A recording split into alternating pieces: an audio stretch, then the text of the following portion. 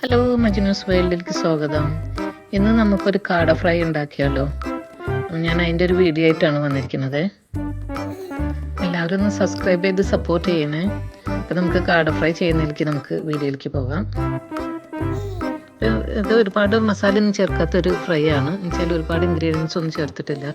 ഞാൻ ഇവിടെ കാട നല്ലപോലെ കഴുകി വൃത്തിയാക്കി വെച്ചിട്ടുണ്ട്. അപ്പം അതിൽ ഞാൻ കുറച്ച് മുളക് പൊടിയും മഞ്ഞൾപ്പൊടി, പിന്നെ കുറച്ച് കുരുമുളക് പൊടി, ആവശ്യത്തിന് ഉപ്പ്, പിന്നെ കുറച്ച് ഓയിൽ, പിന്നെ ഒരല്പം നാരങ്ങ നീരും കൂടി ചേർത്തിട്ട് നല്ലപോലെ തേച്ച് കുറച്ച് നേരം ഞാൻ വെച്ചിട്ടുണ്ടായിരുന്നു കേട്ടോ. അത് കഴിഞ്ഞിട്ട് പിന്നെ നല്ലപോലെ ഒന്ന് ഡീപ്പ് ഫ്രൈ ആയിട്ട് ചെയ്തെടുക്കാം.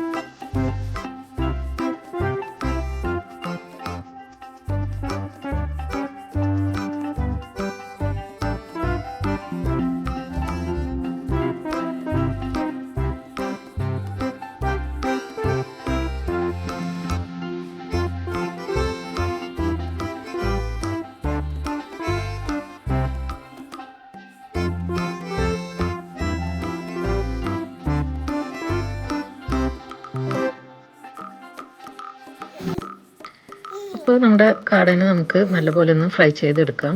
കുറച്ചധികം ഓയിൽ ഒഴിച്ചിട്ട് ചിക്കൻ ഫ്രൈ ചെയ്യുന്ന പോലെ ഡീപ്പ് ഫ്രൈ ആയിട്ട് ചെയ്തെടുക്കാം.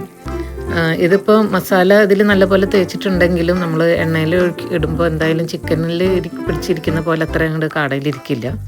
അത് കുറച്ചിങ്ങനെ നമ്മൾ ടേൺ ചെയ്തിടുമ്പോൾ തിരിയൊക്കെ അതിൽ നിന്ന് പോയിട്ടുണ്ടാവും കേട്ടോ. പക്ഷെ എന്നാലും അത് നല്ല ഡീപ്പ് ഫ്രൈ ആയി വരുമ്പോൾ അത് ഓക്കെ ആയിരിക്കും. അതിൽ ടേസ്റ്റൊക്കെ അതിൽ പിടിച്ചിട്ടുണ്ടാവും.